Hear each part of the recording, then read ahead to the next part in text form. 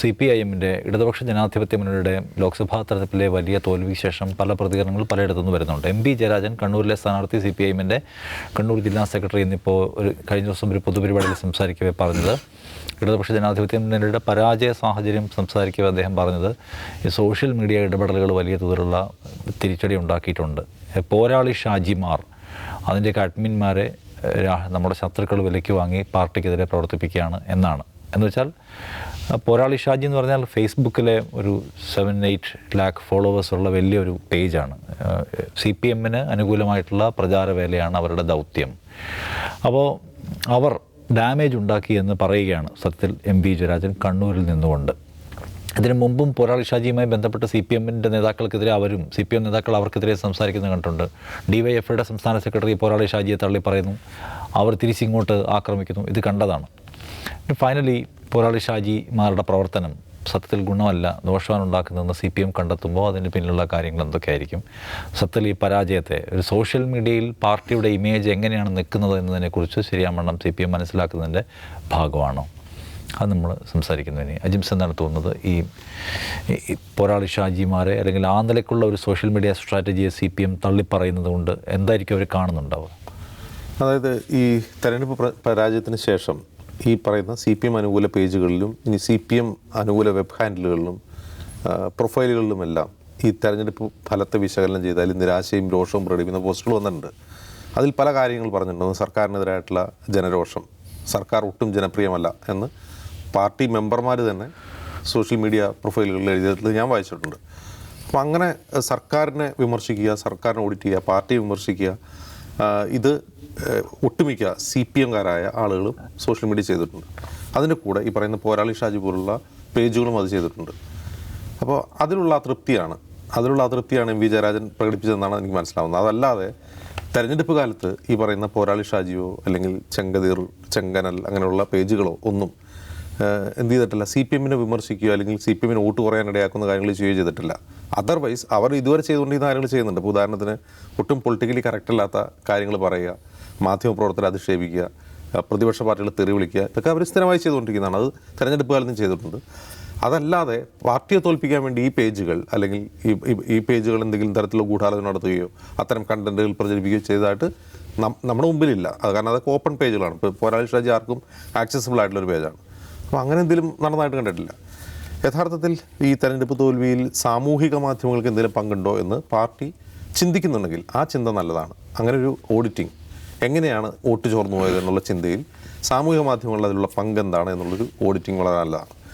കാരണം CPM-നെ സംബന്ധിച്ച്, LDF-നെ സംബന്ധിച്ച് തിരുവനന്തപുരം മുതൽ കാസർഗോഡ് വരെയുള്ള എല്ലാ മണ്ഡലങ്ങളിലും വോട്ട് ചോർന്നിട്ടുണ്ട്, പാർട്ടി വോട്ടുകൾ ചോർന്നിട്ടുണ്ട്. അതിൽ ഏറ്റവും ഗുരുതരമായത്, ഏറ്റവും ഗൗരവമുള്ള കാര്യം എന്ന് പറയുന്നത് കണ്ണൂർ ജില്ലയിലെ പാർട്ടി ഗ്രാമങ്ങളിൽ ഇപ്പോൾ പിണറായി വിജയൻ്റെ ബൂത്തിൽ പോലും പാർട്ടി വോട്ടുകൾ ചോർന്നിട്ടുണ്ട്. BJPക്ക് പിണറായി വിജയൻ്റെ ബൂത്തിൽ BJP വോട്ട് ഇരട്ടിയായി കഴിഞ്ഞ തവണത്തേക്കാൾ. വലിയ നമ്പർ അല്ലെങ്കിൽ പോലും വോട്ട് ഇരട്ടിയായിട്ടുണ്ട്. ഇപ്പോൾ പാർട്ടി കോട്ടകൾ എന്നറിയപ്പെടുന്ന അസംബ്ലി മണ്ഡലങ്ങൾ, ഇപ്പോൾ കല്യാശ്ശേരി, പയ്യന്നൂർ, തളിപ്പറമ്പ്, ധർമ്മടം ഇങ്ങനെയുള്ള അസംബ്ലി മണ്ഡലങ്ങളിൽ പാർട്ടി വോട്ടുകൾ ചോർന്ന് പോയിട്ടുണ്ട്. അത് ഒന്നുകിൽ BJPയിലേക്ക് പോയിട്ടുണ്ട് അല്ലെങ്കിൽ കോൺഗ്രസിലേക്ക് പോയിട്ടുണ്ട്. അപ്പോൾ ഇതിൻ്റെ കാരണം എന്താണ് എന്ന് പരിശോധിക്കണം. ആ കാരണം പല രീതിയിൽ വിശകലനം ചെയ്യപ്പെടുന്നുണ്ട്. അതിലൊരു പ്രധാനപ്പെട്ട കാരണം, മുൻപ് പല വെബ് ഹാൻഡിലുകളും പരസ്യമായി തുറന്നു പറഞ്ഞ ഒരു കാര്യം, ഈ സർക്കാർ, ഈ പാർട്ടി മുസ്ലിം പ്രീണനം നടത്തുന്നു. ഇത് പറയുന്നത് BJPക്കാരല്ല. മുസ്ലിം പ്രീണനം നടത്തുന്നു എന്ന ആരോപണം ഉന്നയിക്കുന്നത് BJPക്കാരല്ല, പാർട്ടിക്കാർ തന്നെയാണ്. ഇത് പാർട്ടി പ്രവർത്തകർക്കിടയിൽ തന്നെയുള്ളൊരു വികാരമാണ്. അതിന് ഒന്നാമത്തെ കാരണം, മുസ്ലിം ലീഗിനെ അനാവശ്യമായി പ്രീണിപ്പിക്കുന്നു. മുസ്ലിം ലീഗിനോട് ഇങ്ങോട്ട് വരാൻ പറയുന്നു, മുസ്ലിം ലീഗുകാരെ സെമിനാറിൽ പങ്കെടുപ്പിക്കുന്നു, മലപ്പുറത്ത് പോയി ഫലസ്തീൻ റാലി നടത്തുന്നു, സമസ്ത നേതാക്കളെ വേദിയിലേക്ക് ക്ഷണിക്കുന്നു. ഇതിൻ്റെയൊക്കെ കാര്യം എന്താണ്, ഇതിൻ്റെയൊക്കെ ആവശ്യമുണ്ടോ എന്നാണ് അവർ ചോദിക്കുന്ന ക്വസ്റ്റ്യൻ. അപ്പോൾ ഈ മുസ്ലിം ലീഗിനെ LDFിലേക്ക് ക്ഷണിക്കുക എന്നുള്ളത് ഒരു രാഷ്ട്രീയമായ ശരികേടല്ല. കാരണം മുന്നണി വിപുലീകരണം എന്ന് പറയുന്നത് LDFിൻ്റെ പ്രഖ്യാപിത ലക്ഷ്യമാണ്. അതിൻ്റെ ഭാഗമായിട്ടാണല്ലോ കേരള കോൺഗ്രസ് എമ്മിനെ മുന്നണിയിലേക്ക് കൊണ്ടുവരുന്നത്. CPM-ന്റെ മുന്നണിയിൽ ഉണ്ടായിരുന്ന പാർട്ടിയാണ്, നേരത്തെ മുന്നണി പങ്കിട്ട പാർട്ടിയാണ്. അപ്പോൾ അങ്ങനെ വിളിക്കുന്നത് ഒരു പ്രീണനമാണോ? അല്ലല്ലോ. അതുകൊണ്ട് CPM-നാണല്ലോ ഗുണം, LDFിനാണല്ലോ ഗുണം. ഇനി അടുത്തൊരു തുടർ ഭരണം കൂടി കിട്ടുമല്ലോ മുസ്ലിം ലീഗ് പാർട്ടിയിലേക്ക് വന്നാൽ. പിന്നെ എവിടെയാണ് പ്രശ്നം എന്താണെന്ന് വെച്ചാൽ, ഫലസ്തീൻ അനുകൂല പരിപാടികൾ നടത്തുക, പൗരത്വ ഭേദഗതി നിയമത്തിനെതിരെ പ്രക്ഷോഭം നടത്തുക, ഇത് മുസ്ലിം പ്രീണനമാണ് എന്ന് ആത്മാർത്ഥമായി വിശ്വസിക്കുന്ന ആളുകൾ BJP-യിൽ മാത്രമല്ല CPM-ലും ഉണ്ട് എന്നുള്ളതാണ്. ഇനി CPM-കാരെങ്ങനെയാണ് അങ്ങനൊരു നിലപാടിലേക്ക്, CPM-ന് വോട്ട് ചെയ്യുന്ന, ചിലപ്പോൾ അവർ പാർട്ടി പ്രവർത്തകരാണോന്നൊന്നുമില്ല, അനുഭാവികളോ സ്ഥിരമായി CPM-ന് വോട്ട് ചെയ്യുന്ന ആളുകളോ അങ്ങനെ ചിന്തിക്കുന്നുണ്ടെങ്കിൽ ആ ചിന്ത അവരിൽ നട്ടുമുളപ്പിക്കുന്നതിൽ സാമൂഹിക മാധ്യമങ്ങൾ, ഈ ഞാൻ പറയുന്നത് വാട്സപ്പിനുള്ള പങ്ക്, അത് ഫേസ്ബുക്കിനെ പറ്റിയല്ല ഞാൻ പറയാം, അതിൽ വാട്സപ്പിനുള്ള പങ്ക് എന്താണ് എന്നതിനെക്കുറിച്ച് പാർട്ടി ആലോചിക്കണം. കാരണം പാർട്ടി എടുക്കുന്ന CPM-നെ സംബന്ധിച്ച് അറിയാമല്ലോ, അവരുടെ ഒരു പാർട്ടി സമ്മേളനത്തിലെ പ്രമേയങ്ങളിലാണെങ്കിൽ പോലും അന്താരാഷ്ട്ര വിഷയങ്ങൾ, ദേശീയ വിഷയങ്ങൾ, പ്രാദേശിക വിഷയങ്ങൾ, അങ്ങനെയാണ് കാര്യങ്ങൾ വിശകലനം ചെയ്യുക. അതിൽ ഒരു അന്താരാഷ്ട്ര വിഷയമാണ് ഫലസ്തീൻ ഇഷ്യൂ. ആ ഫലസ്തീൻ ഇഷ്യൂവിൽ CPM പുതുതായി എടുത്തൊരു നിലപാടേ അല്ല അത്. 60-കൾ തൊട്ടേ പാർട്ടി ഉയർത്തിപ്പിടിക്കുന്ന ഒരു നിലപാടാണ് ഫലസ്തീൻ ഇസ്രായേൽ സംഘർഷത്തിൽ സ്വതന്ത്ര ഫലസ്തീന് വേണ്ടിയുള്ള വാദം. അതിൽ ഫലസ്തീനോടൊപ്പം നിൽക്കുക എന്നുള്ളത് CPM-ന്റെ പ്രഖ്യാപിത എത്രയോ പതിറ്റാണ്ടുകളായിട്ടുള്ള രാഷ്ട്രീയ നിലപാട്, ലോകത്തുള്ള എല്ലാ ഇടതുപക്ഷവും. അപ്പോൾ അങ്ങനെ ഒരു രാഷ്ട്രീയ നിലപാട് മുസ്ലിം പ്രീണനമാണ് എന്ന് പാർട്ടിക്ക് വോട്ട് ചെയ്യുന്ന അല്ലെങ്കിൽ പാർട്ടി മെമ്പർമാരായ ആളുകൾക്ക് തോന്നുന്നുണ്ടെങ്കിൽ ആ തോന്നൽ എവിടെ നിന്ന് വന്നു എന്നുള്ളതാണ് പരിശോധിക്കപ്പെടേണ്ട കാര്യം. അതിൽ സാമൂഹിക മാധ്യമങ്ങൾക്കുള്ള പങ്കെന്താണ്? ഞാൻ പറയുന്നത്, ഞാൻ മുമ്പ് അത് സൂചിപ്പിച്ചിട്ടുണ്ട്, ഉത്സവ കമ്മിറ്റികളുടെ വാട്സപ്പ് ഗ്രൂപ്പുകൾ, റെസിഡൻഷ്യൽ ഗ്രൂപ്പുകൾ, അസോസിയേഷനുകളുടെ വാട്സപ്പ് ഗ്രൂപ്പുകൾ, ഫാമിലി വാട്സപ്പ് ഗ്രൂപ്പുകൾ, ഇതിൽ വരുന്ന കണ്ടൻറ് എന്താണ്? അതായത് സ്വന്തം പാർട്ടിയുടെ പ്രവർത്തകർ ഇത്തരം ഗ്രൂപ്പുകളിൽ അംഗമാണെങ്കിൽ അവരെന്താണ് വായിക്കുന്നത്, അവരോട് ഇതാരാണ് സംസാരിക്കുന്നത്, അവർക്കാരാണ് ഇത്തരം കണ്ടൻറ്റുകൾ എത്തിച്ചു കൊടുക്കുന്നത്, അത് അവരുടെ ചിന്തയെ മാറ്റുന്നുണ്ടോ, രാഷ്ട്രീയ നിലപാടിനെ മാറ്റുന്നുണ്ടോ എന്ന് പാർട്ടി ഗൗരവമായി പരിശോധിച്ചില്ലെങ്കിൽ, പക്ഷേ നമ്മൾ പല വട്ടങ്ങളിലായി പറയുന്നുള്ളൂ. ഇപ്പോൾ ഈ പ്രതിപക്ഷം, അതായത് UDF-ലെ കക്ഷികൾ സ്ഥിരമായി CPM-നെ ആക്ഷേപിക്കുന്ന ഒരു കാര്യമുണ്ട്, ബംഗാൾ പോലെയാവും, ത്രിപുര പോലെയാവും, എല്ലാവരും ഒന്നാകെ ഒഴുകി BJP-യിലേക്ക് പോകുന്നത് പറയാറുണ്ട്. അങ്ങനെയൊന്നും സംഭവിക്കുന്നതല്ല പറയുന്നത്. പക്ഷേ അതിൻ്റെ ഒരു സൂചന ഇപ്പോൾ തുടങ്ങി കഴിഞ്ഞിട്ടുണ്ട്. അത് നമ്മൾ ആറ്റിങ്ങലിൽ കണ്ടു, അത് ആലപ്പുഴയിൽ കണ്ടു, അത് കണ്ണൂർ കണ്ടു എന്നുള്ളതാണ് MV ജയരാജനെ ഇത് പറയാൻ പ്രേരിപ്പിക്കുന്ന ഘടകം. പക്ഷെ പറയുന്നത് പുള്ളി യഥാർത്ഥ കാര്യമല്ല പറയുന്നത് വളച്ചു കെട്ടിയാണ് പറയുന്നതെന്ന് മാത്രമേ ഉള്ളൂ. ഓക്കെ, ദിവസം എന്താണ് തോന്നുന്നത്, ഈ പാർട്ടിയുടെ തന്നെ കുഴപ്പം കൊണ്ടാണ് തോറ്റുപോയത് എന്ന് പോരാളി ഷാജിയുടെ മാരുടെ പറച്ചിലായിരിക്കുമോ ഇദ്ദേഹത്തെ ഡിസ്റ്റേബ് ചെയ്യുന്ന കാര്യം, അതോ അതിനപ്പുറം വേറെ സംഗതികളുണ്ടോ? ഇതിൽ ഞാൻ കഴിഞ്ഞ ദിവസം പറഞ്ഞിരുന്നു, അത് തന്നെയാണ് ഞാൻ ആവർത്തിച്ച് പറഞ്ഞത്. ഈ തെരഞ്ഞെടുപ്പ് തോൽവിയുടെ ഏറ്റവും വലിയ പ്രശ്നം എന്താണെന്ന് വെച്ചാൽ, ഇപ്പോൾ ലോക്സഭാ തെരഞ്ഞെടുപ്പിൽ CPM മാരകമായി തോൽക്കുക എന്നുള്ളത് ആദ്യ സംഭവമൊന്നുമല്ലല്ലോ. ഇപ്പോൾ കഴിഞ്ഞ ഇലക്ഷനിൽ ഇത് തന്നെയാണ്, ഒരു സീറ്റല്ലേ അവർക്ക് കിട്ടിയുള്ളൂ, ഒരു തരി, എന്തായാലും പറയല് കനലൊരു തരി, ഇത്തവണയും കനലൊരു തരിയാണ്. അപ്പോൾ കഴിഞ്ഞ ഇലക്ഷനിൽ അവർക്ക് കൃത്യമായിട്ട് ഒരു വിശകലനം ഉണ്ടായിരുന്നു. രാഹുൽ വേവ് ഒരു ഭാഗത്ത്, ശബരിമല ഒരു ഭാഗത്ത്, കോൺഗ്രസ് സർക്കാർ ഉണ്ടാക്കാൻ പോകുന്നു. അത് ഒരു വളരെ സ്ഫുടതയുള്ള ഒരിതാണ്. ഇത്തവണ അവരെങ്ങനെയാണ് വിശകലനം ചെയ്യുക? അപ്പോൾ ഇത്തവണ CPM-ൻ്റെ ഏറ്റവും വലിയ പ്രശ്നം എന്ന് വെച്ചാൽ, ഇതിനെ വിശകലനം ചെയ്യാൻ പോലും അവർക്ക് ശക്തിയില്ല എന്നുള്ളതാണ്, അവർ ദുർബലരായി പോകുന്നു എന്നുള്ളതാണ്. അപ്പോൾ അത് ഏറ്റവും പ്രധാനപ്പെട്ടൊരു ഘടകം നോക്കൂ, ഭരണവിരുദ്ധ വികാരത്തിൽ തന്നെ അതിൻ്റെ മുഖ്യമന്ത്രിയാണ്, അദ്ദേഹം കൈകാര്യം ചെയ്യുന്ന ആഭ്യന്തര വകുപ്പാണ്. അത് സത്യസന്ധമായി വിശകലനം ചെയ്യാൻ CPM-ന് സാധിക്കുമോ? സാധിക്കില്ലെന്ന് മാത്രമല്ല, അങ്ങനെ ഒരുത്തൻ വിശകലനം ചെയ്തേക്കരുതെന്നാണ് ഇന്നലെ നിയമസഭയിൽ അദ്ദേഹം നടത്തിയ പ്രസംഗത്തിൻ്റെ ചുരുക്കം അതാണ്. ഇന്നലെ അദ്ദേഹം എന്താ പറഞ്ഞത്? എന്താണ് ഇത് മോഡിക്കെതിരായിട്ടുള്ളതാണ്. പിന്നെ രാജസ്ഥാനിൽ തെലങ്കാനയിൽ നിങ്ങൾക്ക് സീറ്റ് കുറഞ്ഞു, അവിടുത്തെ നിങ്ങളുടെ മുഖ്യമന്ത്രി രാജിവെക്കുന്നുണ്ടോ? കർണാടകയിൽ സീറ്റ് പറഞ്ഞു, നിങ്ങളുടെ മുഖ്യമന്ത്രി രാജിവെക്കുമെന്ന് പറയുമോ? ഹിമാചലിൽ സീറ്റ് പോയി, നിങ്ങളാണല്ലോ ഭരിക്കുന്നത്, നിങ്ങൾ ഇതാക്കുന്നത്. അപ്പോൾ ഇത് സംസ്ഥാന ഗവൺമെൻറ്റുമായി ബന്ധപ്പെട്ടൊരു വിഷയമല്ല, അതുമായി ആരും വരേണ്ട എന്ന് അദ്ദേഹം പറയുന്നുണ്ട്. അതെന്തിനാണ് അദ്ദേഹം നിയമസഭയിൽ പറയുന്നത്?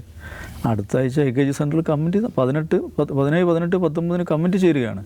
അപ്പോൾ അതുമായി ആരും അവിടെ വരേണ്ട എന്നാണ് അദ്ദേഹം നിയമസഭാ രേഖയിൽ എല്ലാവരും കേട്ടുകൊണ്ടിരിക്കുകയാണ്. അപ്പോൾ ഇത് CPM-ൻ്റെ പ്രശ്നം എന്ന് വെച്ചാൽ, എന്താണ് നമ്മൾ എന്തുകൊണ്ട് തോറ്റു സഖാവേ എന്ന ചോദ്യം ശരിയാം വിധം അതിനെ നേരിടാൻ പറ്റില്ല എന്നുള്ളതാണ് പ്രശ്നം.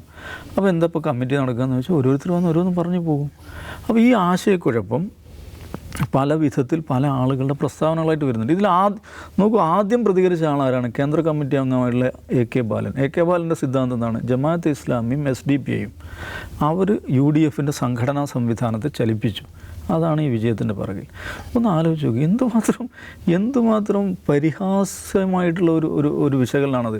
ഇപ്പോൾ കേരളത്തിൽ UDF എന്ന് പറയുന്ന ഇത്രയും ദീർഘമായ പാരമ്പര്യമുള്ള ഒരു മുന്നണി സംവിധാനത്തെ ചലിപ്പിക്കുന്നത് മുസ്ലിം സമൂഹത്തിലെ ചെറിയൊരു വിഭാഗത്തിൽ മാത്രം സ്വാധീനമുള്ള 2 സംഘടനകളാണ് എന്നൊരു കേന്ദ്ര കമ്മിറ്റി അങ്ങ് ഒരു തവണയല്ല നിഷാദെ, 2 തവണ അദ്ദേഹം പരസ്യമായിട്ട് മാധ്യമങ്ങൾക്ക് മുമ്പിൽ പറയുകയാണ്. എന്ന് പറഞ്ഞാൽ അതിൻ്റെ അർത്ഥം എന്താണ്? ഈ പാർട്ടിയുടെ വിശകലന ശേഷി, ഒരു വിഷയത്തെ അനലൈസ് ചെയ്യുവാനുള്ള ശേഷി അത് വളരെ പ്രധാനമാണല്ലോ. രാഷ്ട്രീയ പാർട്ടികൾക്ക് വളരെ പ്രധാനമാണത്. അത് ദുർബലമായി പോയി എന്നുള്ളതാണ്. അപ്പോൾ ഇതാണ് ഞാനിതിൽ കാണുന്ന, ഈ പരാജയത്തിൽ കാണുന്ന ഏറ്റവും വലിയ പ്രശ്നം. അപ്പോൾ AK ബാലൻ ഇങ്ങനെ പറയുന്നു, ഗോവിന്ദൻ മാഷ് എന്തൊക്കെയോ പറയുന്നു, എനിക്കൊന്നും മനസ്സിലായില്ല, നിഷാദിനല്ലോ മനസ്സിലായെന്ന് എനിക്കറിയില്ല. അപ്പോൾ നാട്ടുകാർക്കോ പാർട്ടിക്കാർക്കോ മനസ്സിലാകാത്ത ഭാഷയിൽ, മനസ്സിലാകാത്ത അംഗവിക്ഷേപത്തിലൂടെ, മനസ്സിലാകാത്ത പദപ്രയോഗങ്ങളിലൂടെ അങ്ങേര് എന്തെല്ലോ പറഞ്ഞുകൊണ്ടിരിക്കണം. മുഖ്യമന്ത്രി എന്ത് പറയുന്നു? ദേ മിണ്ടിപ്പോകരുത്, നിങ്ങൾ ഇതേക്കുറിച്ച് മിണ്ടിപ്പോകരുത്. അപ്പം ഇതിൽ പക്ഷേ ആളുകൾ അസ്വസ്ഥരാണ്. നമ്മൾ എന്തുകൊണ്ട് തോറ്റു സഖാവേ, ഇതാണല്ലോ അടിസ്ഥാന പ്രശ്നം. അപ്പം MV ജയരാജനെ സംബന്ധിച്ച് അദ്ദേഹത്തിന് തോന്നി, അദ്ദേഹം പറയുന്നു. അപ്പോൾ അദ്ദേഹത്തിന് ഇപ്പോൾ ക്യാപ്സ്യൂൾ എന്ന പദപ്രയോഗം കേരളത്തിന് സംഭാവന ചെയ്ത ആരാണ്? അത് MV ജയരാജാണ്. അപ്പോൾ ക്യാപ്സ്യൂൾ കേരളത്തിലെ ഏറ്റവും പ്രഗത്ഭനായിട്ടുള്ള CPMൻ്റെ ക്യാപ്സ്യൂൾ നിർമ്മാതാവാണ് അദ്ദേഹം, അല്ലെങ്കിൽ നിർമ്മാതാവായിട്ട് അറിയപ്പെടുന്നത്, അല്ലെങ്കിൽ അതിന് തുടക്കം കുറിച്ച ആളാണ്. അപ്പോൾ അദ്ദേഹത്തിൻ്റെ ഫോക്കസ് എപ്പോഴും സോഷ്യൽ മീഡിയയിലായിരിക്കും. അപ്പോൾ സോഷ്യൽ മീഡിയയിൽ ആളുകൾ വന്നിട്ട് കാട്ടിക്കൂട്ടിയ കാര്യങ്ങൾ നമുക്ക് പ്രശ്നമായി എന്ന് അദ്ദേഹം പറയുന്നു. അജിംസ് പറഞ്ഞല്ലോ, ഇപ്പോൾ ഒരാൾ ഷാജി അല്ലെങ്കിൽ അറിയപ്പെട്ട ഗ്രൂപ്പുകളൊന്നും ആ നിലക്കുള്ള കണ്ടൻറ്റുകൾ കണ്ടില്ല. പക്ഷേ നമ്മളറിയാത്ത ഗ്രൂപ്പുകൾ ഉണ്ടാകാം, ഈ പറയുന്ന ക്ലോസ്ഡ് ഗ്രൂപ്പുകൾ ഉണ്ടാകാം, അല്ലെങ്കിൽ വാട്സപ്പ് ഗ്രൂപ്പുകൾ ഉണ്ടാകാം. അവിടെ ഇവരെങ്ങനെയാണ് പെരുമാറിയത്? ഇപ്പോൾ കഴിഞ്ഞ ദിവസം പോരാളി ഷാജിയിലൊരിത് വരുന്നുണ്ട്. ഏതാണ്? കാസർഗോഡ് പള്ളികൾ ആക്രമിക്കും, വെള്ളിയാഴ്ച പള്ളികൾ ആക്രമിക്കും എന്ന് പറഞ്ഞിട്ട് റിയാസ് മൗലവി വധക്കേസിലെ പ്രതിയുടെ പേരിൽ ഒരു സ്ക്രീൻഷോട്ട് വരുന്നുണ്ടല്ലോ. പുള്ളി എവിടെയോ ഇൻസ്റ്റയിലോ മറ്റോ എഴുതിയെന്ന് പറഞ്ഞിട്ട് അത് പോലീസ് അന്വേഷിക്കുന്നുണ്ട്. അപ്പോൾ അതിനെ മുൻനിർത്തിയാന്ന് തോന്നുന്നു, പള്ളികൾ സംരക്ഷിക്കാനൊന്നും നമ്മൾ പോകണ്ട, നമ്മൾ കമ്മ്യൂണിസ്റ്റുകൾ വെറുതെ പോയി കഷ്ടപ്പെട്ട് കൂലി മറ്റവന്മാർ മേടിച്ചുകൊണ്ട് പോവുക, ഈ ജാതി പരിപാടിക്കൊന്നും ഇനി നമ്മളെ കിട്ടില്ല എന്ന് പോരാളി ഷാജി പ്രഖ്യാപിക്കുന്നുണ്ട്. എന്ന് പറഞ്ഞാൽ അമ്മാവനി ഉണ്ടാവില്ല എന്നുള്ളതാണ്. അപ്പോൾ ഇതാണ് ഇവരുടെ രാഷ്ട്രീയ ബോധം എന്ന് പറയുന്നത്. അപ്പോൾ ഇങ്ങനെ ഉള്ള ഈ കക്ഷികൾ നമുക്കറിയാത്ത എന്താ നമ്മൾ പറയുക പാരലൽ വേൾഡുകളിൽ MV ജയരാജന് അറിയാവുന്ന പാരലൽ വേൾഡുകൾ കാണുമല്ലോ, അതിലേതെങ്കിലും നിലക്ക് പെരുമാറിയോ അത് പാർട്ടിക്ക് ബുദ്ധിമുട്ടായോ എന്നുള്ളത് പ്രധാനപ്പെട്ട കാര്യമാണ്. പക്ഷെ ബുദ്ധിമുട്ടായ ഒരു കാര്യം നമുക്കെല്ലാം അറിയാവുന്നൊരു കാര്യം പറയാം. ഈ വടകരയിൽ എന്തുകൊണ്ടാണ് ഷാഫി ഇത്രയും വലിയ ഭൂരിപക്ഷത്തിന് ജയിച്ചതെന്ന് ചോദിച്ചാൽ അതിലേറ്റവും പ്രധാനപ്പെട്ടൊരു ഘടകം, ഞാൻ ഉറപ്പിച്ചും തറപ്പിച്ചും പറയുന്നു, അത് കാഫിർ സ്ക്രീൻഷോട്ടാണ്. അതാരാണ് നടത്തിയത്? അപ്പം MV ജയരാജൻ ഈ പറയുന്ന സാമൂഹ്യ മാധ്യമങ്ങൾ ഇടപെടലുകൾ പാർട്ടിക്ക് ബുദ്ധിമുട്ടായി എന്നുള്ള വിഷയത്തിൽ അദ്ദേഹം ആത്മാർത്ഥമുള്ള ആളാണെങ്കിൽ അദ്ദേഹം പിണറായി വിജയനോട് പോയി പറയണം, ഈ കാഫിർ സ്ക്രീൻഷോട്ട് ഉണ്ടാക്കിയ ആളെ പിടിക്കണം. ഇത് പിടിക്കാൻ വലിയ പണിയില്ല, ഇതൊരു ഡിജിറ്റൽ പ്രോപ്പർട്ടി അല്ലേ, ഇത് ട്രാക്ക് ചെയ്യാൻ ആർക്കാണ് സാധിക്കാത്തത്? നമുക്ക് വളരെ ശക്തമായ സൈബർ ഡോം സംവിധാനം കേരള പോലീസ് ഉണ്ടല്ലോ. വിചാരിച്ചാൽ 48 മണിക്കൂറിന് പിടിക്കാവുന്നതേ ഉള്ളൂ. പക്ഷേ അത് പിടിക്കുന്നില്ല. പാർട്ടി ജില്ലാ നേതാവിൻ്റെ വീട്ടിലേക്ക് വരെ സംശയത്തിൻ്റെ നിഴൽ നീളുന്നുണ്ട്. എനിക്കറിയാവുന്ന നേരിട്ടറിയാവുന്നൊരു കാര്യം ഞാൻ പറയാം. ശൈലജ ടീച്ചറിൽ അനുരക്തരായ, ശൈലജ ടീച്ചർക്ക് വോട്ട് ചെയ്യും എന്ന് അങ്ങനെ പരസ്യമായി പറഞ്ഞ മനുഷ്യർ അവരുടെ വോട്ടിംഗ് തീരുമാനം മാറ്റിയത് ഈ സ്ക്രീൻഷോട്ടിന് ശേഷമാണ്. വടകരയിൽ മുസ്ലിം സമൂഹം 35% മേലെയുണ്ട്. ഈ സമൂഹത്തെ ഒന്നടങ്കം ഷാഫിക്ക് വോട്ട് ചെയ്യുന്ന ആൾക്കൂട്ടമാക്കി മാറ്റിയത് ഈ പറയുന്ന സ്ക്രീൻഷോട്ടാണ്. അപ്പോൾ അത് ഈ സോഷ്യൽ മീഡിയ ഗ്രൂപ്പുകൾ അവർ നടത്തിയിട്ടുള്ള വിദഗ്ധമായ ഒരു ഓപ്പറേഷനാണെന്ന് മനസ്സിലാക്കണം. അപ്പോൾ ഇങ്ങനെ വല്ലതുമായിരിക്കാം MV ജയരാജൻ ഉദ്ദേശിക്കുന്നതാണ് എനിക്ക് തോന്നുന്നത്. പക്ഷെ ഞാൻ ഇതൊന്നുമല്ല, ഞാൻ ആവർത്തിച്ച് പറയുന്നത്, CPMൻ്റെ മുമ്പിൽ ഏറ്റവും പ്രധാനപ്പെട്ട വെല്ലുവിളി നമ്മൾ എന്തുകൊണ്ട് തോറ്റു എന്നതിനെ നമ്മൾ എങ്ങനെ വിശകലനം ചെയ്യുന്നുള്ളതാണ്. ആ വിശകലന ശേഷി അത് നേടിയെടുക്കുക എന്നുള്ളതാണ് പ്രധാനമായിട്ടുള്ളത്. CPMന് തോൽവിയുടെ ശരിയായ കാരണങ്ങളിലേക്ക് പോകാൻ കഴിയുമോ എന്നതാണ് ഏറ്റവും പ്രധാനപ്പെട്ട ചോദ്യം. ഇന്നാളിരിക്കാം. നമസ്കാരം.